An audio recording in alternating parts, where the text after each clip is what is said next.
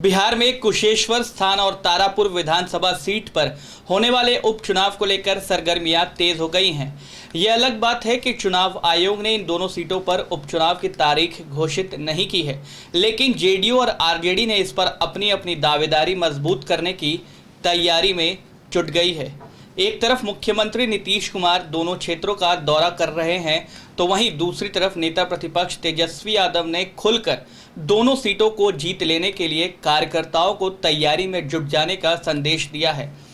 इन सीटों पर जीत का दावा तो दोनों ही पार्टियां कर रही हैं, लेकिन पिछले कुछ सालों का ट्रैक रिकॉर्ड देखते हुए इस बार भी जेडीयू के लिए जीत की राह आसान नहीं दिख रही है। बता दें कि मुंगेर के तारापुर विधानसभा से मेवालाल चौधरी और कुशेश्वर स्थान से शशिभूषण हजारी के निधन के बाद से ही ये सीटें खाली हैं।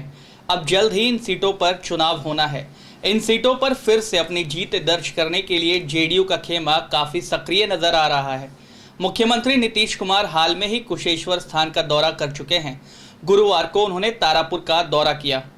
इधर तेजस्वी यादव ने अपने नेताओं और कार्यकर्ताओं को उपचुनाव की तैयारी में जुट जाने का निर्देश दिया है। तेजस्वी लगातार पार्टी के दफ्तर में और अपने आवास पर सभी कार्यकर्ताओं के साथ बैठक कर रहे हैं। उन्होंने इन सीटों पर अपनी जीत का दावा किया है। उन्होंने कहा है कि इन दोनों सीटों पर जीत और हार का ज्यादा अंतर नहीं है, इसलिए महागठबंधन की जीत इन दोनों सीटों पर पक्की है। बिहार में कुछ पिछले सालों के रिकॉर्ड पर नजर डालने पर पता चलता है कि मुख्य चुनाव जिन सीटों पर एनडीए की दर्ज हुई, उन सीटों पर उपचुनाव में विपक्ष ने बाजी मार ली।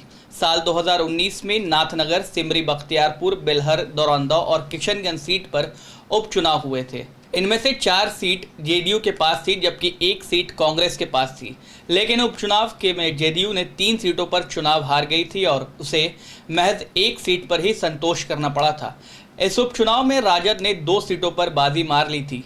बाकी की एक कांग्रेस, एमआईएम की 1 सीट निर्दलीय उम्मीदवार की झोली में चली गई थी। इससे पहले साल 2018 में जहानाबाद और जोकीहाट विधानसभा और अररिया लोकसभा सीट पर हुए उपचुनाव में भी राजद को ही जीत हासिल हुई थी।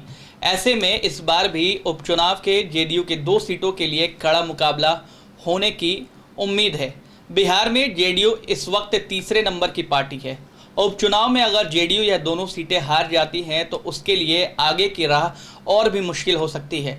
बिहार में 4 पहियों पर चल रही एनडीए की सरकार शायद लड़खड़ा सकती है। बिहार विधानसभा चुनाव 2020 में तारापुर विधानसभा सीट पर जेडीयू के मेवालाल चौधरी ने राष्ट्रीय जनता दल के दिव्या प्रकाश को 7225 वोटों से हराया था। वहीं कुशेश्वर स्थान विधानसभा सीट पर जेडीयू के शशिभूषण हजारी ने कांग्रेस के अशोक कुमार को 7222 मतों से हराया था। अब देखना दिलचस्प होगा कि जिस तरीके से जेडीयू और आरजेडी दावा कर रही है कि उनकी जीत पक्की है, ऐसे में जिस दिन नोटिफिकेशन आएगा इलेक्शन कमीशन का और उसके बाद से जो परिणाम सामने आएंगे, किनके दावों में दम दिखेगा, ये देखना दिलचस्प होगा। आप बने रहे हेडलाइंस बिहार के साथ। अगर आपने हमारे चैनल को अब तक सब्सक्राइब नहीं किया है तो जल्दी सब्सक्राइब कर लें, ताकि तमाम छोटी बड़ी खबरें आप तक सबसे जल्दी पहुंच सके।